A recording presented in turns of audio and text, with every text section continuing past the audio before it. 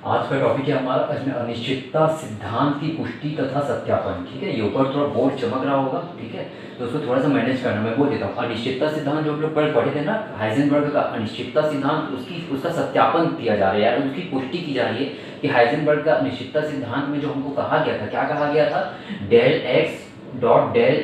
Del p is equal to h की कोटि का होता है, लगभग एच की कोटि का होता है, ये लिखा हुआ है। Del x dot del p स्थिति में अनिश्चितता तथा संवेग में अनिश्चितता का गुणनफल जो होता है वो h क्रॉस की कोटि का होता है, या इसी को h बाई 2 पाई की कोटि का होता है, या h क्रॉस बाई 2 से हमेशा कम होता है, हमेशा ज्यादा होता है, उससे कम नहीं होता है। ठीक है, तो यही कहा गया है कि del x dot del p h cross की कोटि का होता है। हाइजेनबर्ग ने के अनिश्चितता सिद्धांत में बताया गया, उसने यह कहा था कि यदि किसी भी क्षण किसी कण की स्थिति में अनिश्चितता डेल एक्स हो, स्थिति में अनिश्चितता डेल एक्स हो और संवेग में अनिश्चितता डेल पी हो, तो उसका जो गुणनफल होता है वो एच क्रॉस की कोटि का होता है। अभी स्थिति में अनिश्चितता और संवेग में अनिश्चितता का मतलब क्या है, तो स्थिति में अनिश्चितता यानी किसी क्षण आप किसी कण की स्थिति को मेजर कर रहे हैं, नाप रहे हैं, किसी कण की स्थिति को आप नोट करने का, माप करने की कोशिश कर रहे हैं, तो ये देखा जाता है कि आप किसी भी क्षण किसी स्थिति को नोट करोगे तो उसमें त्रुटि प्राप्त होगी, तो उसको हम बोलते हैं स्थिति में अनिश्चितता।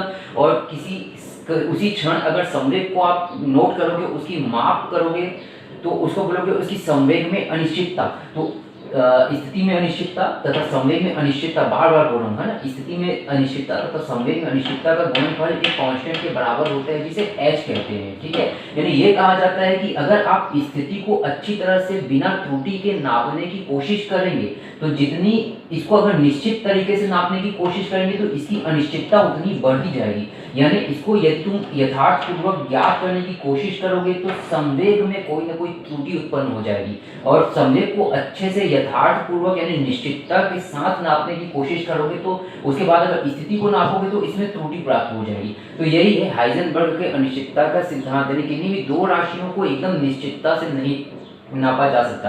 अगर एक को निश्चितता से नापने की कोशिश करोगे तो दूसरे में अनिश्चितता या त्रुटि बढ़ जाती है। ठीक है, इसे ही कहते हैं हाइजेनबर्ग का अनिश्चितता सिद्धांत। तो इसकी पुष्टि उन्होंने दो प्रयोग के द्वारा की, एक होता है गामा किरण सूक्ष्मदर्शी के द्वारा और दूसरा होता है सिर्फ द्वारा इलेक्ट्रॉन खोजी विवर्तन के द्वारा। ये दोनों क्वेश्चन एक साथ 10 नंबर में आ सकते हैं। पिछले शायद 3-4 साल से आया नहीं है, नहीं 16 में आया था, इसलिए पढ़ा रहा हूँ।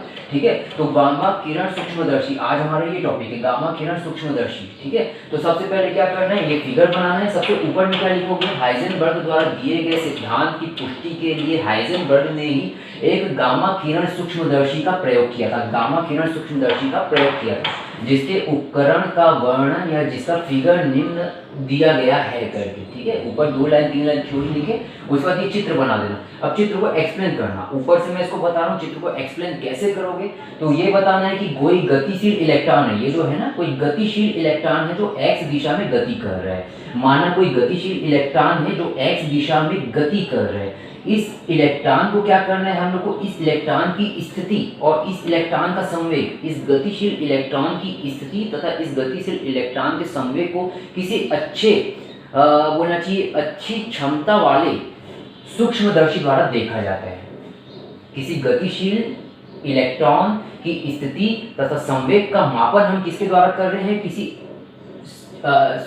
बढ़िया क्षमता वाली, अच्छी क्षमता वाली किसी सूक्ष्मदर्शी से इसको देखकर इसकी स्थिति तथा संवेग में परिवर्तन का हम उसकी मापन कर रहे हैं, माप कर रहे हैं। उसके बाद हम बताएंगे लास्ट में कि सत्य है कि अगर हमने इसकी स्थिति को अच्छे से मापन करना चाहा, यानी इसकी स्थिति को निश्चितता यथार्थता के साथ नापना चाहा, तो इसके संवेग में अनिश्चितता बढ़ गई, और इसकी संवेग को निश्चितता से प्राप्त करना चाहा तो इसकी स्थिति में अनिश्चितता बढ़ गई। तो यही हम सिद्ध करेंगे। तो अभी सिर्फ क्या करेंगे, एक गतिशील कण है, जो गतिशील इलेक्ट्रॉन है जो x डायरेक्शन में चल रहा है, उसको हम क्या करेंगे, एक सूक्ष्मदर्शी जो ये जो है ना, इसका अभिदृश्यक है, यानी लेंस, उत्तल लेंस है, इसको बोलते हैं अभिदृश्यक लेंस।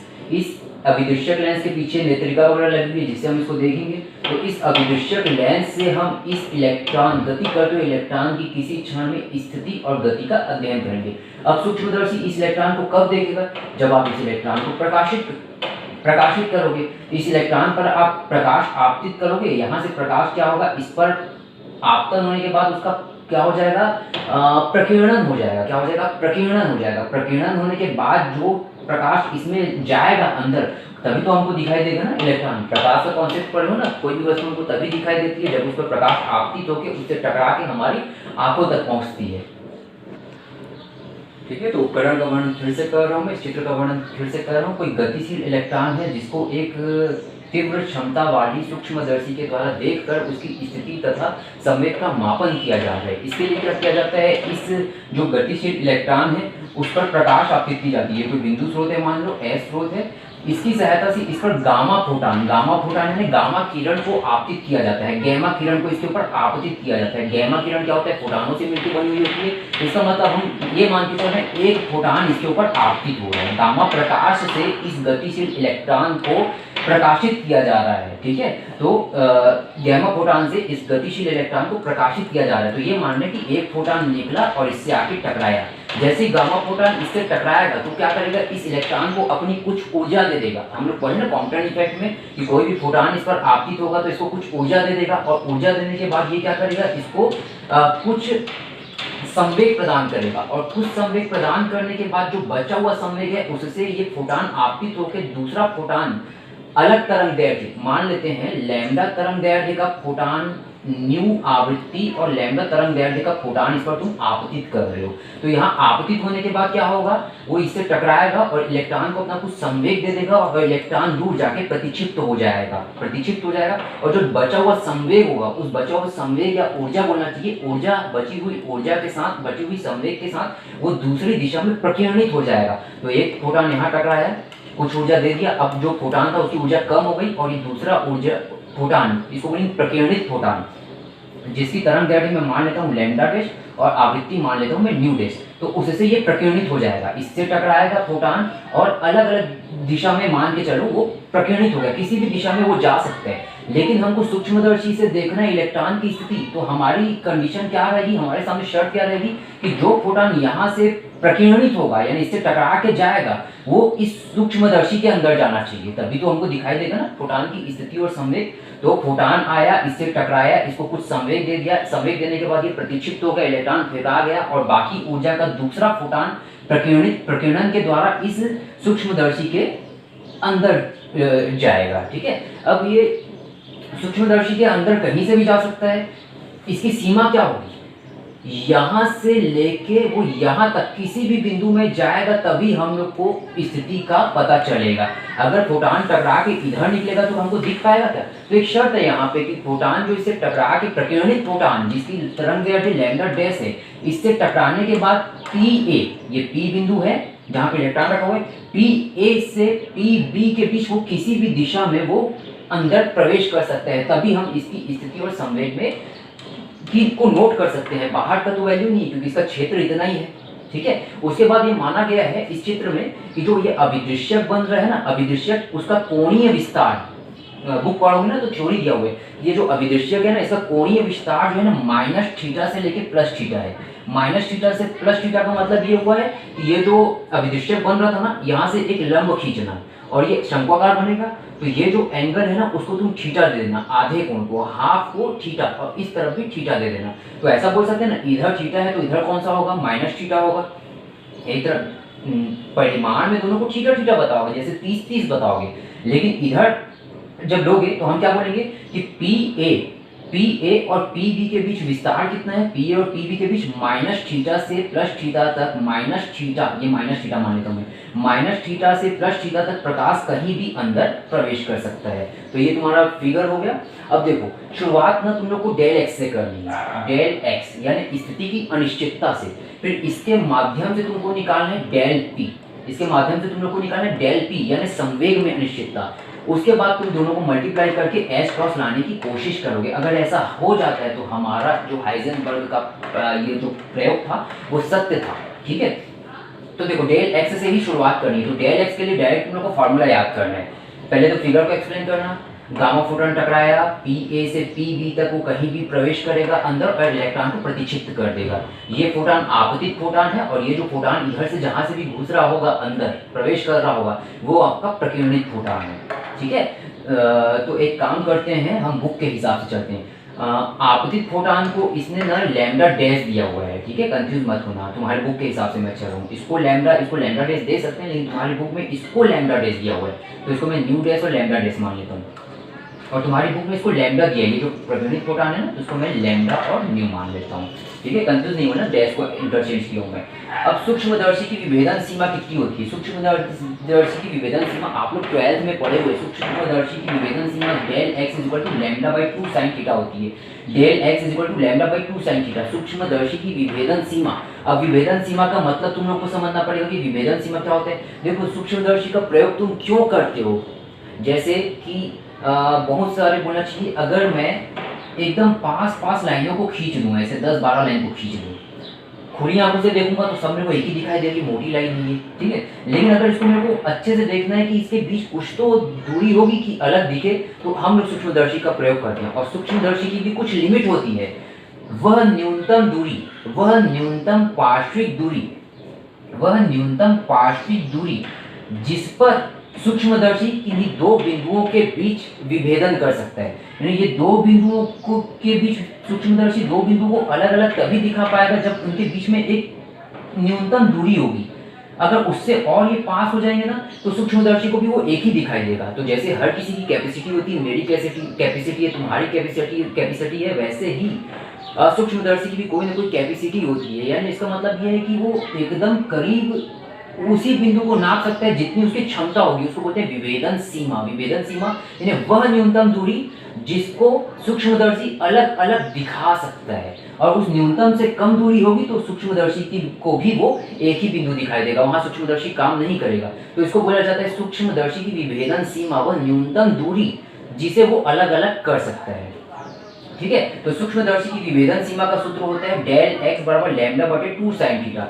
जैसे ये दो लाइन बिना सूक्ष्मदर्शी के देखें तो ऐसी दिखाई दी, सूक्ष्मदर्शी से देख रहे हैं तो अलग करके वो दिखा दिया, तो इन दोनों के बीच कितनी दूरी होगी, वो डेल एक्स, कितनी दूरी होगी, डेल एक्स। तो इसी को हम बोलेंगे स्थिति में अनिश्चितता, दोनों के बीच कितनी स्थिति में चेंजेस हैं, तो स्थिति में अनिश्चितता। तो सूक्ष्मदर्शी का ये रटना पड़ेगा, del x equal to lambda by 2 sine theta होता है, ठीक है। अब देखो ये तुम डेल एक्स बता दिए, अब हमको जाना है संवेग में। अब संवेग किसकी बात होगी, तो हम लोग थ्योरी लिखेंगे कि लैम्डा डैश तरंग दैर्ध्य का कोई फोटान यहाँ पे टकराया, आपतित हुआ, फिर वो इसको प्रतिक्षिप्त कर दिया और वो प्रकीर्णित हो गया। तो जो प्रकीर्णित फोटान है उसकी तरंग दैर्ध्य लैम्डा है। अब तुम लोग डी ब्रॉगली के हिसाब से पढ़े हो, डी ब्रॉगली के हिसाब से पी संवेग निकालना है ना, तो डेल एक्स निकला है, अब डेल पी निकालना है, तो पी इज इक्वल टू क्या होता है, एच बाई लैम्डा होता है। पी इज इक्वल टू क्या होता है, एच बाई लैम्डा होता है, ठीक है। तो देखो यहाँ पे संवेग क्या हो जाएगा, इलेक्ट्रॉन जो प्रकीर्णित फोटान है उसकी तरंग दैर्ध्य मैंने लैम्डा मानी है, तो यहाँ की दिशा में जाने वाले फोटान का संवेग कितना हो जाएगा, h बटे लैम्डा हो जाएगा। किधर भी जाए उसका संवेग कितना होना चाहिए, h बटे लैम्डा होना चाहिए, क्योंकि उसकी तरंग दैर्ध्य लैम्डा है और h फिक्स होता है। और आपतित फोटान की तरंग दैर्ध्य तुम लोग क्या माने, लैम्डा डैश, तो इसका संवेग कितना हो जाएगा, h बाई लैम्डा डैश हो जाएगा।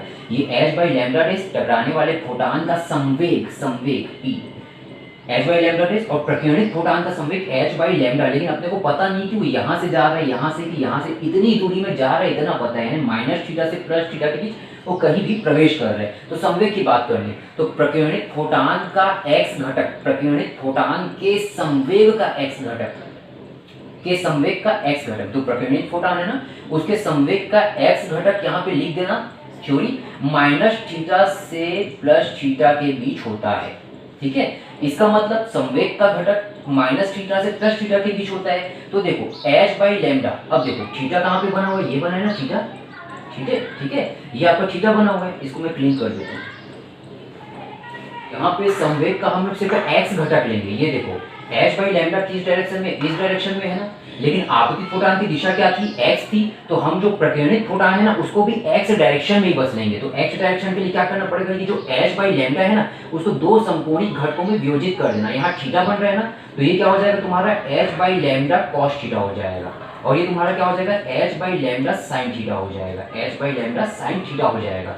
और ये देखो h बाई लैम्डा ये थीटा है ना, तो लेकिन ये अपोजिट डायरेक्शन में, तो हम लोग को क्या लेना पड़ेगा, ये तुम्हारा हो जाएगा h by lambda sine minus theta हो जाएगा।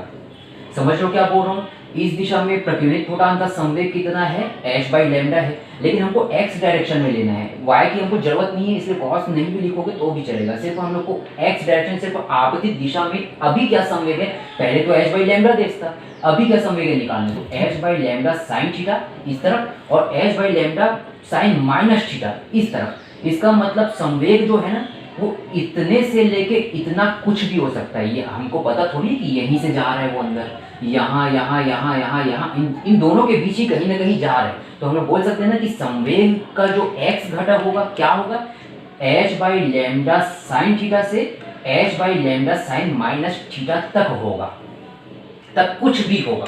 ठीक है, तो ये लिखा है प्रकीर्णित फोटॉन के संवेग का x घटक माइनस थीटा से प्लस थीटा तक कुछ भी हो सकता है, अर्थात h बाई लैम्डा यानी x दिशा में ले रहे हो इसलिए यहाँ साइन आ गया, h by lambda sine minus theta, sine minus theta से h by lambda sine theta तक कुछ भी हो सकता है। ठीक है, अब अर्थात फोटॉन के संवेग में परिवर्तन, अब देखो यहाँ से यहाँ तक कुछ भी हो सकता है, बताया ना तुम लोग, इस दिशा से इस दिशा के बीच संवेग में परिवर्तन हो सकता है, ये थोड़ा कॉम्प्लिकेटेड है ना, ध्यान से देखना। अब देखो संवेग कुछ भी हो सकता है बोला मैं, लेकिन संवेग में परिवर्तन कितना हो सकता है, तो आपतित फोटॉन का संवेग कितना था, h बाई लैम्डा डैश। अगर इस दिशा में जाता तो मैं क्या, अगर इस दिशा वाले फोटॉन को मैं लूं तो इन दोनों का अंतर क्या हो जाएगा, h बाई लैम्डा डैश आपतित माइनस प्रकीर्णित, प्रकीर्णित का कितना आ रहा है यहाँ पे, h by lambda sine theta. तो ये संवेग में परिवर्तन इधर होगा, और इस तरफ हो जाता तो h by lambda minus h by lambda sine minus theta होता। समझ में क्या बोल रहा हूँ, h by lambda sine theta क्या था, संवेग था इस दिशा में, और h by lambda sine minus theta इस दिशा में संवेग था, सिर्फ संवेग था। अब संवेग में परिवर्तन निकाल रहा हूं, तो प्रारंभिक संवेग क्या था, h बाई लैम्डा डैश टकराने से पहले, और बाद में संवेग दो कंडीशन हो सकती है, या तो h by lambda sine theta हो सकता है या फिर h by lambda sine minus theta हो सकते हैं। तो दो परिवर्तन हमारे पास निकल सकते हैं, अर्थात फोटॉन के संवेग में परिवर्तन h बाई लैम्डा डैश जो आपतित था और जो प्रकीर्णित हुआ h by lambda sine theta तथा क्योंकि अगर इधर से जाता तो इतना होता, तथा h by lambda minus h by lambda h by lambda dash minus h by lambda sine minus theta तक कुछ भी हो सकता है। ये लास्ट में लिखना है, तक कुछ भी हो सकता है, इसके बीच का हम लोग नहीं डाल रहे हैं, सिर्फ कुछ भी हो सकता है। उसके बाद क्या किया है, इसी लाइन को sine minus theta is equal to minus sine theta होता है ना, तो ये माइनस आगे आके इसको प्लस कर देगा, तो इसको सेम टू सेम लिखना है यहाँ पे h बाई लैम्डा डैश, यानी अर्थात फोटॉन के संवेग में परिवर्तन h by lambda dash minus h by lambda sine theta से तथा h by lambda dash plus h by lambda sine theta के बीच कुछ भी हो सकता है, संवेग में परिवर्तन। फिर से बोल रहा हूँ, हम x डायरेक्शन में चल रहे थे, इलेक्ट्रॉन x डायरेक्शन में चल रहा था, फोटॉन गामा फोटॉन आके टकराया, टकराने के बाद इलेक्ट्रॉन को दूर फेंक दिया, और दूर फेंकने के बाद खुद क्या कर रहे हैं, वो इधर सूक्ष्मदर्शी में प्रकीर्णित होकर प्रवेश करेगा। ठीक है, तो तभी तो हमको ये इलेक्ट्रॉन दिखाई देगा, इसकी तो स्थिति और संवेग के बारे में हमको नोट करना है। तो जब ये अंदर प्रवेश करेगा ना, तो इसका संवेग क्या हो सकता है, इस तरफ जाएगा तो इसका संवेग h बाई लैम्डा होगा, और इस तरफ जाएगा तो इसका संवेग h बाई लैम्डा, अभी पता नहीं यहाँ के यहाँ कुछ भी हो सकता है। तो संवेग में परिवर्तन क्या हो जाएगा, h बाई लैम्डा डैश पहले का संवेग था और h बाई लैम्डा बाद का संवेग था, तो दोनों को घटाना पड़ेगा संवेग में परिवर्तन के लिए। लेकिन हम सिर्फ x की बात कर रहे हैं, इसीलिए क्या कि इससे हम लोग ये वाली लाइन लाए, इसका x घटक लाए, और इससे हम लोग इसका x घटक लाए, तो परिवर्तन क्या हो जाएगा, ये माइनस ये से लेकर ये माइनस ये। ठीक है, तो संवेग में परिवर्तन तुम्हारा क्या हो सकता है, इस तरफ का परिवर्तन और इस तरफ का परिवर्तन तुम लोग निकाल दी, इन दोनों के बीच कुछ भी हो सकता है। अब संवेग में अनिश्चितता निकालनी, संवेग में अनिश्चितता है ना, डेल पी निकालना है, क्या निकालना है, डेल पी निकालना है। तो कुछ नहीं, ये वाली वैल्यू और ये वाली वैल्यू दो आ गई, तुम लोग को पता है कि संवेग में परिवर्तन यहाँ से लेके यहाँ तक होगा, तो क्या करना, अब संवेग में अनिश्चितता का मतलब क्या हुआ, यहाँ से लेके यहाँ तक, वही तो अनिश्चितता है ना, पता ही नहीं है कि क्या है, फिक्स पता है क्या, नहीं पता क्या है, यहाँ से लेके यहाँ तक। तो संवेग में अनिश्चितता कैसे निकालोगे, घटा दो। ठीक है, तो संवेग में अनिश्चितता तुम्हारी डेल पी हो जाएगी। अब ज्यादा में कम घटाना है, तो ये प्लस वाला है ना, तो इसको पहले लिखना, ये उसके बाद इसमें इसको माइनस कर देना, माइनस किए तो देखना क्या क्या करता है। ये एच बाई लेमडा डैश और ये H by lambda dash minus के कारण कैंसिल हो गया, और ये माइनस माइनस घटा रहे ना तो प्लस हो गया, तो ये 2h by lambda sign theta हो जाएगा। इसको इसको जोड़ोगे ना तो 2h by lambda sign theta हो जाएगा। ये किसकी वैल्यू निकली, तुम्हारी डेल पी की वैल्यू निकली। इसी वीडियो को ना तुम लोग 3-4 बार देखोगे, और कल इसको मैं प्राइवेट कर दूंगा। डेल पी का मान निकालिए, यानी क्या था, डेल एक्स था, यहाँ बोर्ड चमक रहा है ना, यहाँ बोर्ड चमक रहा है, यहाँ तथा लिखा हुआ तथा, ठीक है। देखो डेल एक्स हम लोग शुरुआत कर दी कि सूक्ष्म, जैसे मेरा सरनेम गुलशन है ना, वैसे सूक्ष्मदर्शी की विभेदन क्षमता है, उसकी खुद की कोई कैपेसिटी है, तो उसकी कैपेसिटी कितनी है, डेल एक्स इक्वल टू, ये तो फिक्स होती है, इसका डेरिवेशन नहीं करना है, तो शुरुआती हम लोग डेल एक्स से कर दी थी। अब डेल पी निकालने के लिए इतना लंबा चौड़ा प्रोसेस चल रहा है, ठीक है। तो डेल एक्स निकल गया था, उसका डेल पी भी निकल गया कि पी कहाँ से कहाँ तक हो सकता है, फिक्स नहीं बता रहे। तो अब क्या करेंगे, अगली लाइन में डेल एक्स और डेल पी को गुणा कर देंगे, गुणा करेंगे ना, तो डेल एक्स की वैल्यू कितनी थी, लैम्डा बाई 2 साइन थीटा थी, लैम्डा बाई 2 साइन थीटा थी, ठीक है। और डेल पी की वैल्यू कितनी थी, अभी निकाले 2h by lambda sine theta निकाले, तो क्या क्या कैंसिल हो रहा है, साइन थीटा कैंसिल हो रहे हैं, 2 और 2 कैंसिल हो रहा है, लैम्डा और लैम्डा कैंसिल हो रहा है, तो क्या आ रहा है, h आ रहा है। तो ये याद रखना है इसके सूत्र को, इसको ना del x dot del p जो होता है, या तो h आएगा, या तो h बाई 2 पाई आएगा, या तो h क्रॉस आएगा, या h क्रॉस बाई 2 से छोटा आएगा, छोटा होना चाहिए क्या, नहीं 2 से डिवाइड किए तो ये छोटा हुआ, इससे ये बड़ा होना चाहिए, ठीक है। तो देखो del x dot del p का गुणा किया तो तुम्हारा आ गया ना h एक नियतांक है, नियतांक के मतलब इससे क्या पता चला, डेल पी को नीचे कर दो या डेल एक्स को पीछे कर दो, यानी डेल एक्स और डेल पी एक दूसरे के व्युत्क्रमानुपाती है, क्या है, व्युत्क्रमानुपाती है। तो इस प्रयोग से, ये हाइजेनबर्ग के इस प्रयोग से सिद्ध हो गया, अगर आप x को निश्चितता के साथ नापने की कोशिश कर रहे थे, यानी इसको निश्चितता के साथ नापने की कोशिश कर रहे थे, तो डेल पी में अनिश्चितता बढ़ गई, तभी तो व्युत्क्रमानुपाती है ना, इसको बढ़ाओगे तो ये, इसको घटाओगे तो ये बढ़ेगा, ठीक है। तो ये तुम्हारे हाइजेनबर्ग की अनिश्चितता सिद्धांत की पुष्टि के लिए हाइजेनबर्ग द्वारा किए गए प्रयोग का सत्यापन था, गामा किरण सूक्ष्मदर्शी। इसके बाद सेकंड टॉपिक है हमारा स्लिट द्वारा इलेक्ट्रॉन पुंज का विवर्तन, ठीक है। तो इतना काफ़ी है आज के लिए, करीब 3-4 दिन में शायद थर्सडे से हमारी ऑफलाइन क्लास चालू हो जाएगी, और जो भी डाउट होता है ना उसको तुम लोग बुक को सामने रख के ही पढ़ना।